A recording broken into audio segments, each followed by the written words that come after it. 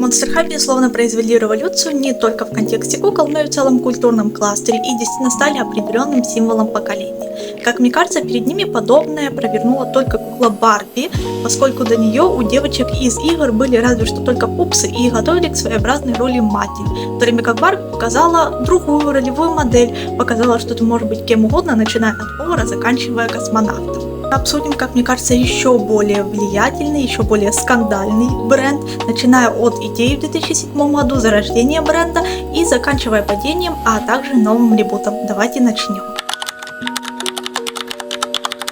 Идея Monster High возникла гораздо раньше, что логично, чем кукольная реализация, и появилась она в 2007 году. Их создатель, а именно Гаррет Сандер, он, кстати говоря, открытый гей, и про это мы поговорим немного позднее, да, как это повлияло на идею в целом монстряшек, начал разрабатывать бренд. При этом стоит отметить также, что это совпало с определенными исследованиями бренда Mattel, которые поняли, что девочки 10-14 лет перерастали Барби, но при этом они все еще оставались детьми, все еще хотели какие-то игрушки, но, к сожалению, для них рынок, по сути, не мог предложить ничего интересного. В повестке дня у бренда Mattel возникает вопрос, какой бы бренд создать для подростков, чтобы их заинтересовать, ну и, конечно же, гребсти денежки и лопаты. Именно поэтому корпорация обращается к Гаррету и его брату Дарвину для разработки нового бренда кукол. Вскоре мы узнаем этих кукол под брендом Monster High. Именно тут мы и возвращаемся к ориентации создателя Monster High, поскольку он изначально хотел создать бренд, который будет учить тебя быть уникальным, не бояться и не стесняться себя. Поэтому, по сути, повестка о бренде Monster High была всегда, тут просто вопрос в реализации, которая, очевидно, была более мягкой в то время, поскольку контекст культуры был немного иной. Таки стоит отметить, что в 2010-м не был настолько открытым даже в Америке, не говоря уже о странах СНГ. И если персонажи ей и появлялись в каких-то медиапродуктах, то обычно их выставляли как неких метросексуалов, высмеивая, и очевидно, что вместить подобное в изначальный бренд Monster High было невозможно, было огромным риском, на который создатели не пошли. Стоит отметить, что при создании бренда Monster High вдохновлялись фильмами ужасов, триллерами, классической литературой, также мифологией, народными культурами, а также sci-fi. Именно поэтому в бренде Monster High мы можем увидеть представителей различных мифологий, представителей классической какой-то литературы, а также каких-то современных интерпретаций монстров. После своего выпуска бренд Monster High стал действительно фурором, и всего лишь за 3 года стоимость бренда достигла $1 миллиарда. Через некоторое время он стал вторым по продажам после бренда Барби. А также мы уже не забываем, что на тот момент у Барби уже была минимум 50-летняя история, а Monster High всего лишь было 3 года. Поэтому, безусловно, это было баснословным успехом. Мне кажется, также этот успех был аргументирован тем, что детей в данном случае не считали за идиотов. И действительно взяли очень интересную тему, потому что на самом деле многих подростков начинает с какого-то возраста тянуть к чему-то закрытому, каким-то темам, на которые взрослые отводят глаза, к чему-то более темному. И как раз-таки вдохновление фильмами ужасов и различными классическими произведениями, и их интерпретация в роли современных, прикольных, классных, модных девчонок была очень удачна, хотя, безусловно, и породила скандалы. С 2D-мультиком, в котором вышло 6 сезонов, хотя некоторые указывают, что там было 8 сезонов, но мне кажется, это зависит от разбивки серии в каждой стране. Также был создан сайт, который, кстати говоря, существует до сих пор, где выпускалась в целом вся история бренда Monster High, выпускались интересные факты о персонажах, а также дневники. Кстати говоря, добавление дневников персонажей было очень удачной идеей, потому что это помогло покупателям лучше проникнуться брендом, почитать истории персонажей. И в целом, когда у тебя есть не просто красивая кукла, а именно персонаж с историей, это захватывает гораздо сильнее. Потому что дети и подростки смотрели мультик, влюблялись в каких-то персонажей, и после этого, конечно же, хотели себе кукол.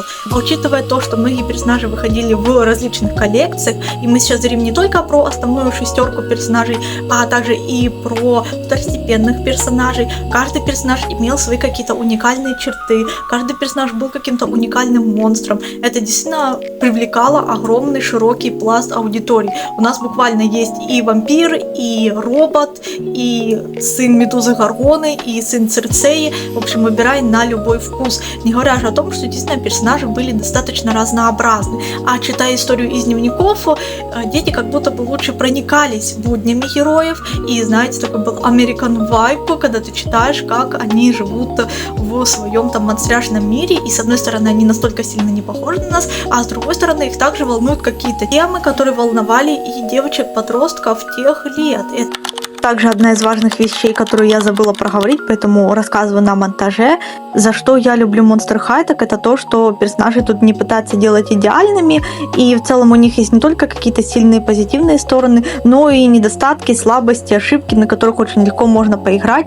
И это показывается не только в 3D мультфильмах, но и в 2D. И мне в целом очень нравилось действительно наблюдать за какими-то негативными качествами героев, особенно когда они показывались достаточно ярко. Также из плюсов то, что мир Monster High не крутится только вокруг Фрэнки или всех главных героинь. Так или иначе, нам показывают стороны разных героев и раскрывают разных персонажей. А учитывая то, что в Monster High действительно много, гораздо легче себе подобрать какого-то героя, который так или иначе на вас похож. И это действительно выделяло в некоторых мере Monster High, потому что они более живые и более человечные, как бы странно это ни звучало, нежели чем, допустим, та же самая идеальная Барби. Что думаете вы? Также по бренду Monster High выпустили 4 книги под авторством Лиси Харрисон. Кстати говоря, пересматривая обзоры на эти книги на YouTube, я поняла, что там было очень много токсичных тем. Если хотите, можете поискать. Есть множество девушек, которые снимали про это видео и которые раскрыли это гораздо лучше, нежели чем раскрою я. Я не помню, кстати говоря, читала ли я эти книги. У меня точно были книги по Winx, а вот насчет Monster High я точно помню, что у меня были различные журналы, про которые мы поговорим позднее. Да, кстати, выпускались также и журналы в этом бренде, как вы поняли. Но все-таки наличие настолько токсичных тем по типу похудения, по типу непринятия, в целом наталкивает на то, что определенные проблемы в первом поколении, безусловно, присутствовали. С одной стороны, бренд Monster High говорит, что ты можешь быть уникальным и можешь быть вообще кем ты захочешь, а с другой стороны, можно вспомнить, что, например, в одном из журналов Monster High была показана трагедия Клодин. Из-за того, что она у нас оборотень, она очень волосатая, и Клодин буквально пишет, что ей приходится бриться каждый день, чтобы быть классной девчонкой. То есть, грубо говоря, если у тебя там есть где-то лишняя якобы растительность, то ты классной девчонкой быть не можешь. Насчет книг Monster High. Когда я готовила материал к этому видео на Pinterest, я наткнулась на другие обложки книг, которые раньше не особо видела. И я поняла, что в целом книги Monster High это действительно огромная вселенная. Кроме стандартных книг Лизи Харрисон, которые выходили с 2010 по 2012 год, также были книги из серии Ghost Friends от Гити Данешвари, и под ее руководством вышло целых 5 книг, но, насколько я поняла, они позиционировались для более младшей аудитории. И там уже появляется новая персонажка Мелоди. Мелоди, кстати, была у Лизи Харрисон, она была Нормисом, от которой и велось повествование. Так вот, кроме нее в книге также фигурируют тройка персонажей из «Рабыни Венеры» и Рошель. Также выходила нонфикшн книга Dope the Diary в 2012 году, которая вела повествование от лица самих персонажей. И также, если мы продолжаем за дневники говорить, то выходили дневники Monster High от Несси Монстерата в 2015-2016 годах. Там уже повествуется от лица главных героинь про Дракулауру, Фрэнки, Лагону, Клодин и Клео. А в период второго поколения Мисти Вон Спукс выходила книга, и эта серия рассказывала про спасение разных персонажей Monster High, и там тоже 4 книги: Клео, Лагуну, Дюса и Твайлу. Интересный выбор. А под авторством Софии Финн выходили книги, главными героями которых становились младшие сестры основных персонажей Monster High. Из недавнего, в 2024 году, вышла книга, которая называется One Beaten to Death под авторством Тиффани Шмидт, и эта книга как раз таки была вдохновлена первым поколением Monster High, и она, что интересно, позиционируется для более взрослой аудитории, и главной героиней там выступает Дракулаура. И если хотите, чтобы я прочитала эту книгу и сделала обзор, пишите в комментарии. Насчет комиксов по Monster High выходили разные комиксы, как официальные, так и фанатские. Например, выходил комикс про крепкую мужскую дружбу Валентина и Спелдона. Но Валентин в женщинах разочаровался и решил по мужикам пройтись. И также, я помню, точно выходил комикс Роман Клодин и Торрелей, но, по-моему, он был неофициальный. А еще из официальных комиксов выходил комикс про новый Скармейстер. Он повествует о событиях после книги One Beans to Dead. И в конечном итоге стоит отметить, что действительно книги Monster High очень интересная тема. Безусловно, они также повлияли на позиционирование персонажей, хоть и некоторые из них имеют ответвленную ветку реальности. И также хотела бы спросить, читали ли вы какие-то из этих книг, потому что я их не читала, если честно. Было бы интересно узнать, что вы в целом про них думаете. В свою очередь, безусловно, были и скандалы с брендом Monster High. Давайте обсудим их. Безусловно, скандалы могли отличаться в зависимости от региона, но так или иначе общее русло у них присутствовало. Начать стоит 2013 года, бренд Monster High тогда был еще очень молодым, но уже очень обсуждаемым. Тогда же вышла статья, которая со стороны родителей критиковала тела кукол Monster High. Критика присутствовала в том плане, что куколки были чересчур худыми, и, соответственно, это могло вызывать у девочек определенные комплексы и определенные заболевания, которые на ютубе говорить нельзя. В целом присутствовала критика того, что куклы Monster High вызывают нереалистичные стандарты красоты. И на самом деле, сравнивая тела куколок первого и третьего поколения, про что я буду говорить далее, можно увидеть, насколько сильно они отличаются и насколько хрупкими выглядят куколки первого поколения. С другой стороны, я совершенно уверена в том, что не одни куклы тут виноваты. Очевидно, что вся культура того времени была достаточно токсичной и пропитана подобными стандартами, а кукла — это лишь гипертрофированный образ, что в целом нормально.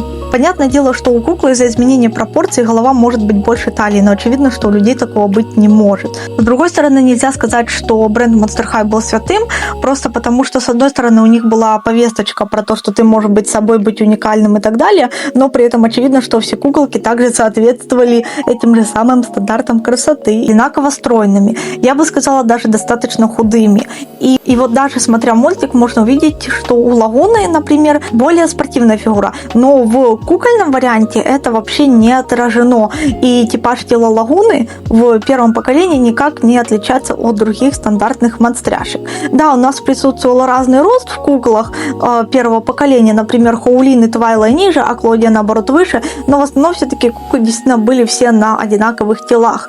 Кто-то не обращал на это внимания, кто-то обращал, но так или иначе подобный вопрос, безусловно, возникал у людей. Ну и также стоит отметить, что важно не забывать, в какие года выпускался бренд Monster High, и тут стоит вопрос, если бы они выпустили, например, куколок на более здоровом или более даже полноватом теле, то как бы на это отреагировала общественность, и покупали либо вообще таких кукол, или же нет. И даже вот бренд Барби на самом деле относительно недавно выпустил кукол на разных телах, и снова-таки, если бы выпускали, например, куколок Monster High на полных телах, возможно, тогда были бы возмущения, что бренд Monster High, например, пропагандирует ожирение. Так или иначе, недовольные люди всегда найдутся.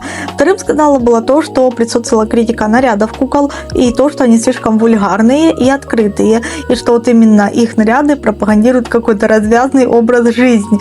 Хотя тут тоже стоит учитывать какое-то стереотипное мышление, просто потому что если кто угодно оделся как-то открыто, это не значит, что этот человек развязный или неправильный, а в своем поведении он может вести себя как угодно, и это не зависит от его одежды. Не говоря уже о том, что можно вспомнить моду 2010-х годов, когда были популярны короткие юбки, низкая посадка и все подобное, и понятное дело, что Monster High также частично и вдохновлялся этой самой модой. Также можно вспомнить и скандалы в нашем СНГ комьюнити. Я сразу же вспоминаю репортажи, где рассказывали, что бренд Monster High толкает детей к эстетика смерти, что вот, мол, куклы в гробах, как это ужасно.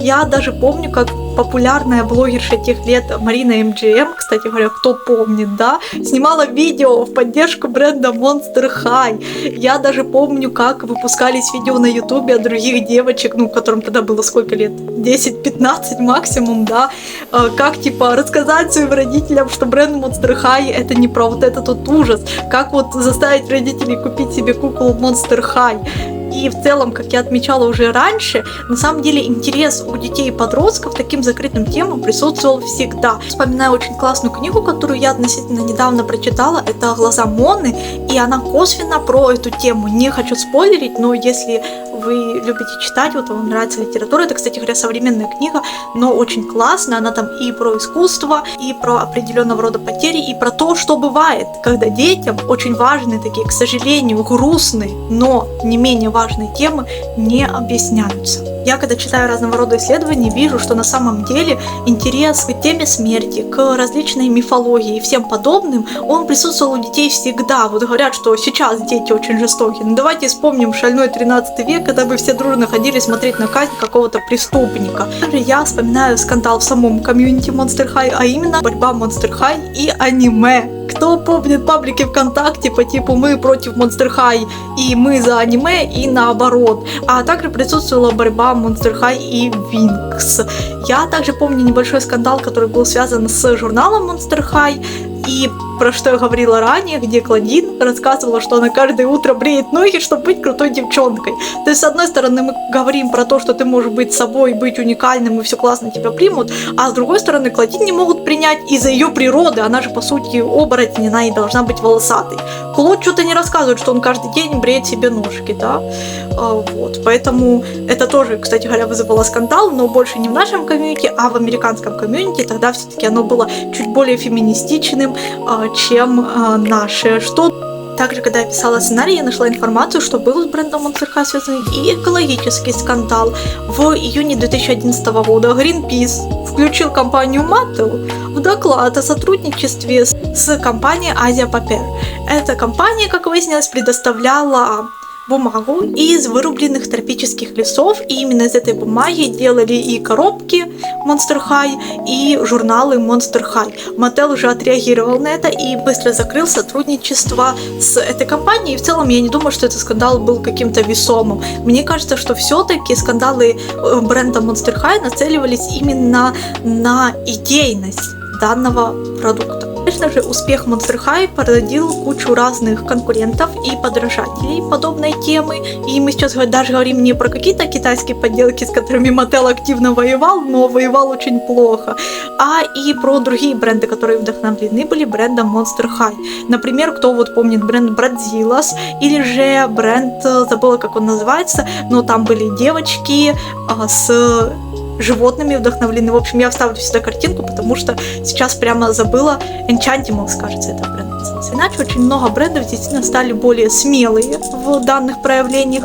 И действительно на примере Monster High была вот эта вот смелость компаний, и было показано, что на самом деле, кроме пресловутых розовых пони, можно выпускать чуть более интересное, и это нечто интересное будет пользоваться успехом. А мы переходим с вами к следующему блоку, а именно успех бренда Monster High. Вскоре после успеха 2D эпизодов начинают выходить и 3D фильмы, которые также вызвали бурю негодования среди фанатов, что раньше было лучше, но так или иначе, этих 3D фильмов было выпущено 15 штук, а также сразу же после выпуска того или иного фильма выходили и куклы, которые повторяли образы с каждого из них. На деле каждый фильм, как мне кажется, можно разбирать отдельно, но расскажу про те, которые запомнились лично мне. В первую очередь это фильм «13 желаний». Кстати говоря, линейка кукол мне не особо заходит, но все-таки сам мультфильм мне понравился. А также «Роллер Мейс». «13 желаний» имел очень интересную концепцию, и там раскрывалась Хоулин, которая не является основным персонажем, а также буквально была показана диктатура личности а-ля 1984.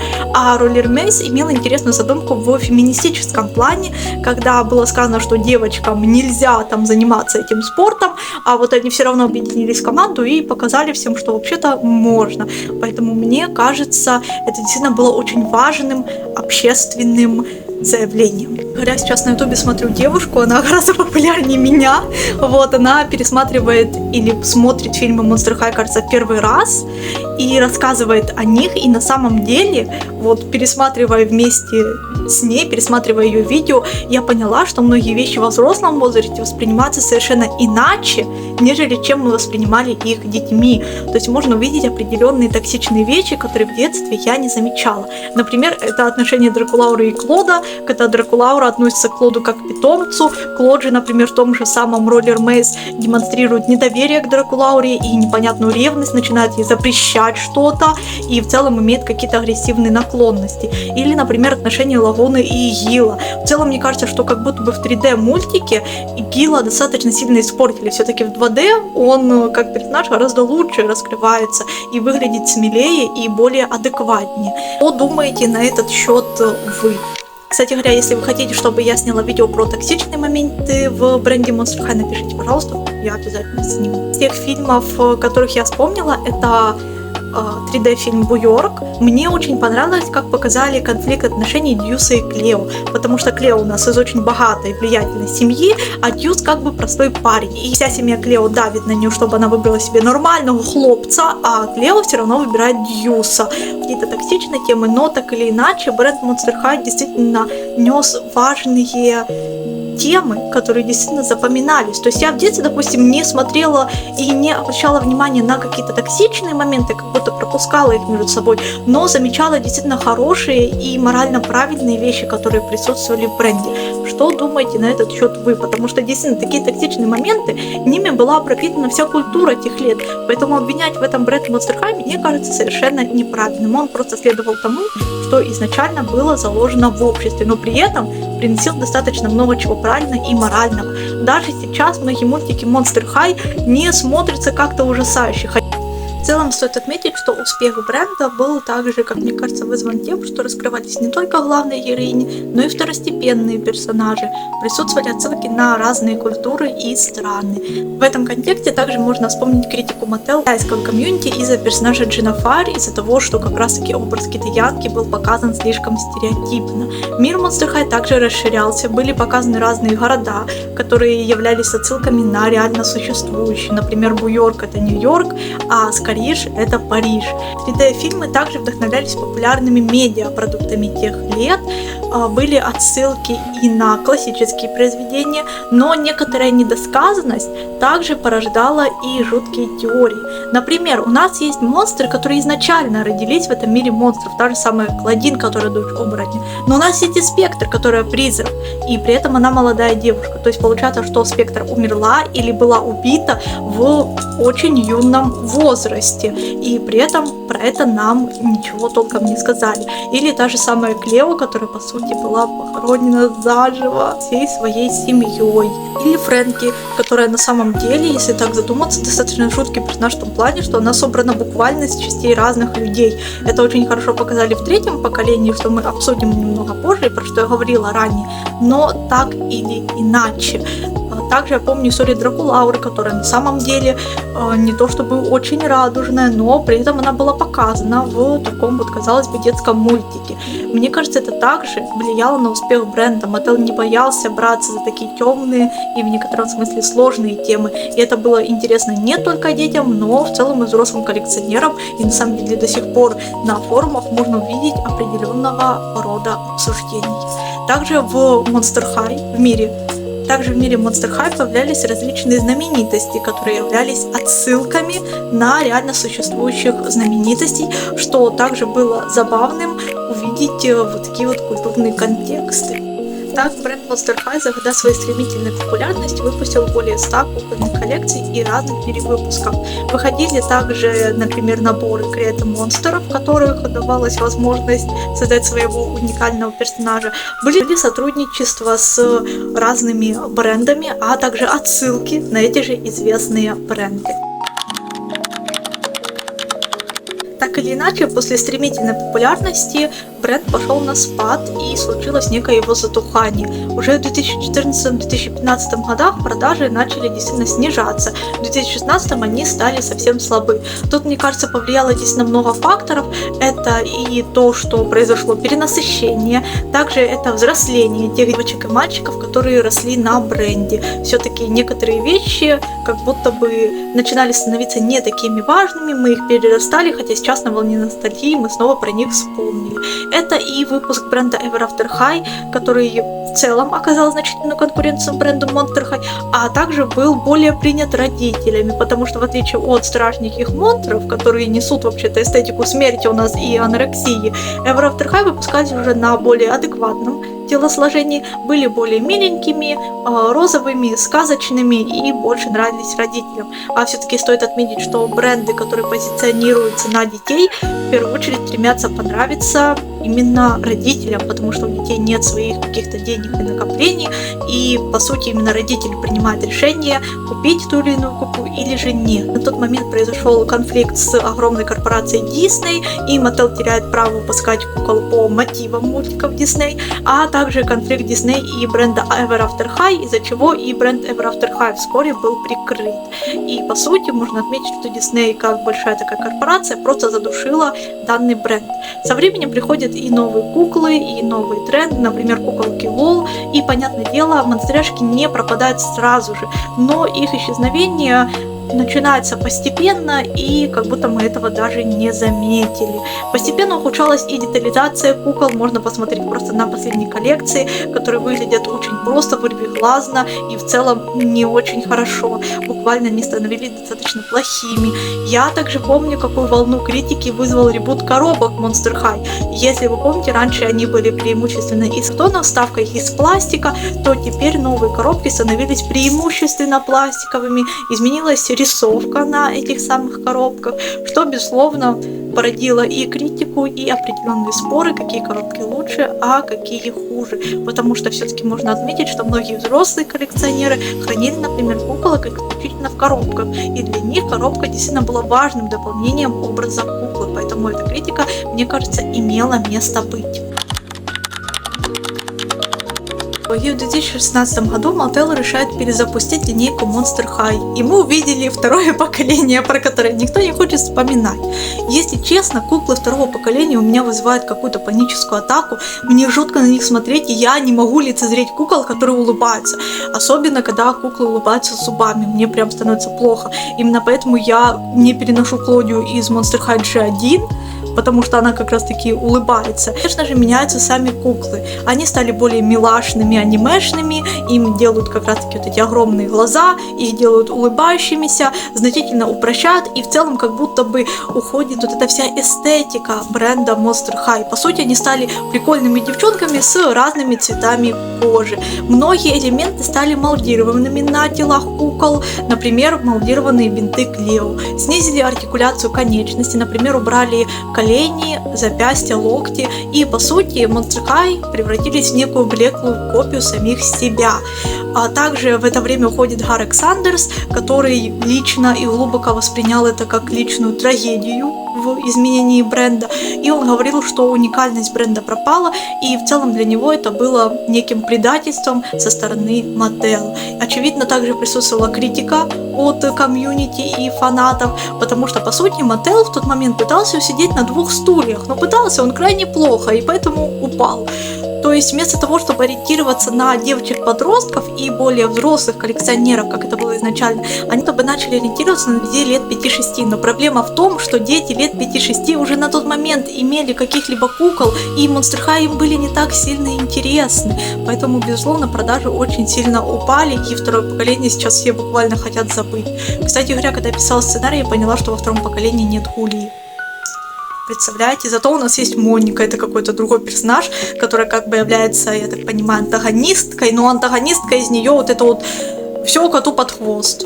Вот. Я, кстати говоря, пыталась посмотреть мультик второго поколения, словила паническую атаку и больше его не включала. То есть, знаете, у меня было ощущение, когда я смотрела мультик второго поколения, что вот как он тот мужик, который попал на остров тупых, и ему говорят вот всунуть детальку в дырку, и вот он правильно всовывает, и ему все аплодируют. Он смотрит на других, а другие этого сделать не могут. И вот я ощущала себя примерно так. У мультика вайб какого-то Даши Следопыта, только с Monster High, но при этом персонажи не имеют никакой уникальности, они все какие-то слишком розовые и зефирные, их коммуникация, ну вот буквально телепузики. Простите, если вы любите мультик второго поколения, я не смогла это смотреть дольше 2 минут. Гули, мне кажется, очень жаль, что ее убрали, потому что она действительно была очень интересным персонажем со своей изюминкой, но, к сожалению, очень часто бренды забивают на подобных персонажей и начинают клепать более популярных персонажей. Такое же происходило, например, с Текно из Винкс. То есть, зачем нам более какие-то интеллектуальные, интересные, глубокие персонажи, если можно просто штамповать 500 выпусков Boom, не правда ли? Как итог, второе поколение стало очень провальным, в нем было выпущено не так уж и много коллекций. Единственная коллекция, которая более-менее зашла в аудиторию, это коллекция с кораблекрушением, потому что она более-менее проработанная. Но так или иначе, очевидно, если сравнивать, второе поколение по всем фронтам проигрывало первому. И в итоге бренд Monster High был закрыт, и, по сути, идея и концепция, тогда казалось, была уничтожена. Но это оказалось неправдой, и мы переходим к третьему поколению. После закрытия второго поколения бренд у нас затих на целых 2 года, однако уже в 2020 году Monster High начинает плавно возвращаться на рынок. Так были выпущены куклы с коллектор, которые возвращают интерес к бренду на некой волне ностальгии, которая тогда начала появляться. И вскоре Mattel официально объявляет о возвращении бренда. В 2022 году запускается третье поколение, а вместе с ним также выходят репродукции базовых Monster High, что, безусловно, вызывает огроменный ажиотаж. Я помню, как в 2022 году я уже, понятное дело, не увлекалась брендом Monster High, но увидев, что выходят репродукции, это начало возвращать мой интерес. Тут, безусловно, сыграло и чувство ностальгии зумеров, а также культовость самого бренда. Безусловно, множество людей ждали его возвращения, а создание с коллектора также подстегнуло определенный интерес. Вскоре входит и третье поколение, и началось оно как раз-таки с фильма с живыми актерами, их было выпущено 2. Простите, я не посмотрела, потому что я считаю это жутким кринжем, но, понятное дело, изменили значительно и персонажей. Например, Фредки у нас становится небинарной, это вызвано тем, что, по сути, она создана из разных частей людей, и мне кажется, в данном контексте персонажей я сначала восприняла это достаточно скептически, но, посмотрев мультик, это выглядит даже достаточно прикольно. Клодин у нас, на самом деле, хоть и остается оборотнем, но она становится получеловеком, то есть как реальный оборотень в мифах и легендах. Днем она человек, а потом луна выходит, и она становится оборотнем. Также мать Клодин у нас пропала, и на этом строится конфликт персонажа, а также конфликт Клодин как персонажа строится в том, что с одной стороны ее не принимают полностью люди, потому что она как бы наполовину монстр и вынуждена скрывать это. С другой стороны, вообще-то директриса ее в школу монстров тоже брать не хочет, потому что она наполовину человек. Лаура у нас теперь не просто вампир, да, она хочет стать ведьмой, но при этом, поскольку магия в школе монстров запрещена, то Дракулаура это всеми силами скрывает. Хотя множество интересных гэгов в мультике строится на том, что Дракулаура колдует достаточно плохо, и то еду оживит, эта еда кого-то съест, то еще какой-то прикол вытворит, и потом ее все бегают и спасают. Достаточно забавно. Это в целом такие изменения достаточно интересно резонируют с первым поколением Monster High, потому что, пересматривая мультики, я увидела, что Клео у нас в первом поколении в целом таскает разные амулетики, с помощью которых она себе то оценочки подправит, то причесочку сделает. Или всякие пакости своей сестре Нефере, да. А вот, кстати говоря, в третьем поколении Клео у нас фанатка людей. Да.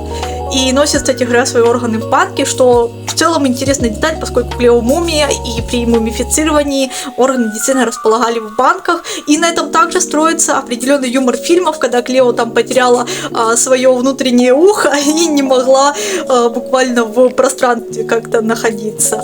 И Гулия, кстати говоря, в третьем поколении у нас нормально разговаривает. Мне это не нравится, потому что как будто бы в первом поколении это была ее изюминка, но мне кажется, это сделали в связи с тем, что Гулия все-таки это не самый популярный персонаж, и так ее попытались сделать более нормотипичной, чтобы она нравилась детишкам. Что думаете вы? А вот Лагуна это отдельный разговор. Начиная от того, что она вообще стала у нас какой-то биполярной и ведет себя как пародия на какого-то аниме-персонажа с психическими расстройствами. Зачем тем, что в одной серии она вообще там 6 троллей, подружка лучшая, прислуживает ей. Я думала, они сделают так, что Лагуна теперь у нас с троллей встречается. Зачем вообще ей этот хил? Правильно, так как Додик себя вел. Вот. Правда, в конце серии Дракулаура помогает Лагуне, и поэтому она стоит на правильный путь, но все-таки изменения Лагуны мне кажутся максимально странными и непонятными. Также изменился цвет кожи персонажа, что вызвало бурю негодования среди фанатов бренда, но Mattel сказал, что они вообще-то проводили исследования, и что вот Лагуна в первом поколении была одним из непопулярных персонажей, что, мне кажется, достаточно странно, потому что у Лагуны много выпусков в первом поколении. Но так или иначе, Mattel провел исследование, сказал, что голубой цвет кожи Лагуны это вообще фу, и девочкам такое не нравится, поэтому сделаем ее розовой.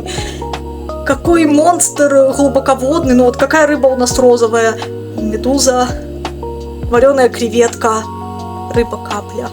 Также в третьем поколении у кукол были значительно изменены коробки, и вместо того, чтобы создавать уникальную цветовую гамму, задний фон для каждого персонажа, для того, чтобы коробка дополняла куколку, они сделали просто одинаковую разноцветную стену за ними. Неплохие коробки, как мне кажется, у коллекции Sweet 1600, вот они хорошо дополняют образ куколки, в целом всю коллекцию.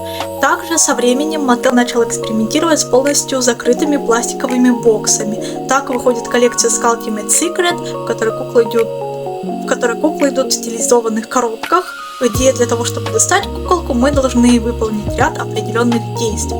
А также недавно выпущенная коллекция с Алисом, где куколки идут по сути в таком чемоданчике.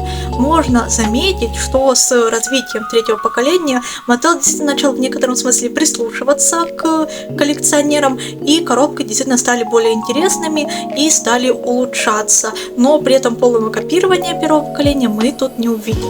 И, как мне кажется, запуск третьего поколения стал более успешным из-за того, что Mattel разделил аудитории. У нас есть репродукции и коллекторы, которые нацелены на более взрослую аудиторию, а третье поколение как будто нацелено на более молодую аудиторию, но при этом Mattel не полностью забил на третье поколение, и действительно образы куколок выглядят проработанными и интересными. Также третье поколение в целом стало популярно и у коллекционеров. Интересных моментов я бы также отметила типажи тел монстряшек. Мне очень нравится, что им сделали разный рост и типы фигур. Допустим, Дракулаура в первом поколении, как я говорила ранее, в мультике гораздо ниже остальных девочек, но кукла Дракулауры в первом поколении была такая же по росту, что вызывало у меня вопросы. Тут они исправили эту ошибку, и, например, та же самая Дракулаура стала значительно ниже, а Эбби, наоборот, сделали на высоком и более массивном теле, что ее природу как Йети. Также у кукол появился грудной шарнир, что, безусловно, очень интересная деталь, которая дает больше возможностей артикуляции. Разные типажи тела, от пышного типажа тела Кэти Нуар до более худощавого типажа, например, как у Фрэнки, и низких куколок, как та же самая Твайла или Дракулаура. Также остались определенные элементы, которые нас отсылают и к второму поколению, например, молдированные части тела у куколок. У Эбби это шерстка на ногах, а у Клео это бинты на теле. С одной стороны, мне кажется, выглядит интересно, с другой стороны, кто-то критиковал это решение. Люди говорят, что вот, например, бинты на теле Клео и Неферы напоминают им какие-то шрамы. Также, насколько мне известно, это стало определенной преградой для лакеров, поскольку если раньше мы просто брали куклу первого поколения и в целом только там Лагуна, допустим, или Джина Файр, ну, в общем, немногие куколки имели какие-то отличия, то теперь стилизовать кукол гораздо сложнее, и в целом для такой стилизации подойдут немногие куколки. Вот, что думаете на этот счет вы? Стоит отметить, что третье поколение также получило определенного рода критику. Некоторые коллекционеры взрослые говорят про то, что им не нравятся новые тела, и что вообще зачем Кэти сделали жирной, и что это выглядит ужасно. Мне Кэти в третьем поколении очень нравится, очень милая пышечка, но кому-то такие изменения в персонаже не заходят. Этих людей я также могу понять, потому что ты как бы привык увидеть образ персонажа одним, а потом этот образ кардинально меняется, и для кого-то он изменился явно в не лучшую сторону. Пересматривая мультик первого поколения и смотря впервые мультик третьего поколения и сравнивая их, можно увидеть разницу не только в рисовке и позиционировании персонажей, но в целом и то, как изменилось наше общество. И определенные моменты в третьем поколении мне казались очень наивными и, грубо говоря, какими-то слишком детскими, а глубокие конфликты решаются буквально по щелчку пальца. Например, то, что могло стать основным конфликтом для полноценного мультика в первом поколении, в третьем поколении решается буквально за одну небольшую серию. Например, Дракулаура и колдовство. Когда Дракулаура ловит на колдовстве, Клодин говорит, что нет, колдовала на самом деле она, и ведь она получеловек, значит это можно, и директриса такая, ну да, в целом логично, Дракулаура, идем, твой батя пришел. Просто замечательно, не правда ли? С другой стороны, все-таки Monster High это в первую очередь, наверное, детский продукт, но как будто бы определенные моменты в первом поколении выглядят немного взрослее, нежели чем эти самые моменты в третьем поколении. Как будто бы мультик в целом стал более добрым и наивным. С другой стороны, все-таки хотелось бы видеть некую большую монстряшность. Однако, если задуматься, присутствуют и интересные детали, о которых я говорила выше. И то, что Клео у нас хранит вообще-то свои органы в банке, если задуматься, это достаточно жутко, потому что периодически она их теряет. Клео у нас такая капуша. И поэтому то потеряет способность координации, то слух, то еще что-то. И действительно, это достаточно интересный факт, который может нас ссылать на реальные проблемы существующих людей и показывать, что люди в целом разные, и у них существуют разные потребности. Например, есть также забавный момент с Торелей и кошачьей мятой, который был в одной из серий третьего поколения. И также, например, то, что в третьем поколении очень ярко подчеркивается небинарность Фрэнки. Она собрана из разных частей, я так понимаю, ее мозг также собран из разных частей ученого. И также был момент в одной серии, где Фрэнки после того, как помогла девочкам, говорит, что вот ее мозг ученого сработал, а также она периодически ловит какие-то флешбеки, которые не может решить. Интересно то, что у Фрэнки третьего поколения есть протез. Это тоже определенного рода повестка, но как по мне, повестка достаточно важная, и действительно это может помочь детям, у которых есть какие-либо схожие проблемы с принятием себя, и это действительно классно. Также стоит отметить изменения в романтических предпочтениях персонажей. Так, Клео и Фрэнки у нас вообще-то встречаются, Дьюс нам больше не нужен, Дьюс у нас аромантик, как было сказано в одной из серий. Клод, кстати говоря, хоть и является братом Клодин, но при этом они не знали друг друга, и Клод там буквально знакомится заново с Клодин, она не подозревала, что у нее брат есть. Но при этом те, кто мне скажут, что, мол, вот, впихнули повесточку, раньше такого не было, давайте вспомним про отношения Спелдена и Валентайна. И, кстати говоря, куклы вышли относительно недавно, и я даже не знала, кто такой Спелден, а потом меня в комментариях просветили, что вообще-то существует комикс, где наши два сладких мальчика встречаются. Я также на Пинтересте нашла множество иллюстраций, которые невероятно милые, и теперь я хочу себе Спелдена и Валентайна. К сожалению, у меня их не будет, но все-таки это был очень смелый шаг, и это действительно показывает ту часть, которую заложил изначальный создатель Monster High, некий реверанс в его сторону, и мне это очень нравится. Но некоторые люди критикуют, говорят, фу-фу, повесточка и все такое. Да, я, кстати говоря, помню, читала какие-то слухи про то, что сам Гаррет Сандер говорил, что Клодин лесбиянка и хотел, чтобы она встречалась с Торелей. Наши девки. Знаете, если учитывать этот факт, можно развернуть все так, что Торели делает гадости, вот, чтобы привлечь внимание Клодина. Она как тот самый мальчик, который не знает, как вот привлечь девочку и дергает ее за косички. Вот Торели ведет себя точно так же. Что думаете вы? По сути, как вывод, мне кажется, что третье поколение Monster High не самая плохая интерпретация, просто ностальгия делает свое дело. Я не говорю, что оно идеально, но и первое поколение Monster High, как мы обсудили ранее, также не идеально. У меня есть в целом множество вопросов как к первому, так и к третьему поколению. Однако мне кажется, что стоит принять тот факт, что времена изменились, и определенные вещи также изменились. У людей никто не забирает первое поколение, тем более, что Mattel выпускает репродукции, и это замечательная возможность поностальгировать и даже немного вернуться в прошлое. Это, в свою очередь, дает действительно возможность выбора, которого не было, например, при втором поколении. А также, безусловно, дает возможность для дискуссий. Хотя, конечно, определенные повторы в третьем поколении в сторону первого поколения присутствуют. Например, та же самая коллекция дня рождения Дракулауры. Дракулаура, наверное, застряла в какой-то петле времени и постоянно празднует 1600. Никак не дождется 1700 лет, чтобы ей разрешили с мальчиками встречаться. Очень часто я наблюдаю то, что критика фанатов в сторону третьего поколения связана с тем, что они как будто бы стали слишком детскими. Если вот, знаете, сравнивать те же самые мемы про Клодин в первом и в третьем поколении. Или, допустим, действительно то, что монстряшки первого поколения смотрелись как самые клевые старшеклассницы, когда ты в 5 классе, а не в 11 и кажутся очень взрослыми. В то время как третье поколение выглядит будто бы более детским и действительно ведут себя как дети, начинающие подростки. Возможно, также это связано с тем, что аудитория Monster High повзрослела, и то, что нам казалось раньше очень крутым, мы сами переросли и поняли, что также это было, в свою очередь, достаточно детским и наивным. То есть, с одной стороны, мультик Monster High в некоторых моментах казался нам достаточно взрослым, крутые взрослые девчонки, с другой стороны, сейчас определенные проблемы действительно кажутся достаточно детскими, в то время как мультик третьего поколения не ставит на себя такую огромную ношу. Так или иначе, что думаете вы? Как вам рисовка в третьем поколении? Потому что, с одной стороны, мне она кажется забавной, но как будто бы она также в повестке своего времени, как была и рисовка первого поколения Monster High в повестке своего времени. Кстати говоря, пока что меняли же каналы, которые выпускают мультики третьего поколения. Изначально это был Nickelodeon, а сейчас это другой канал, что также достаточно интересно.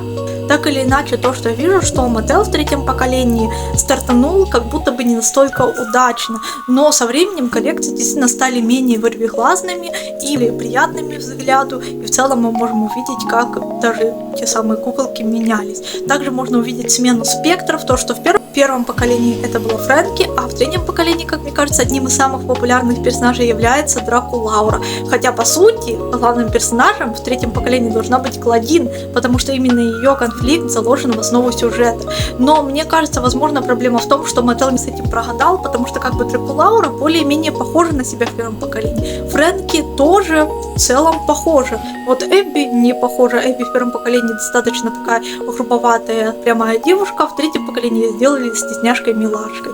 А вот Клодин претерпела кардинальные изменения, и именно поэтому, мне кажется, ее не так сильно приняли, как приняли, например, ту же самую Дракулауру.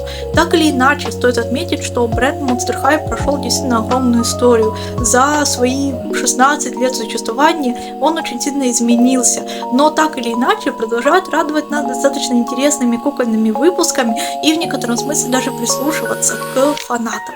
Что думаете насчет первого и третьего поколения вы?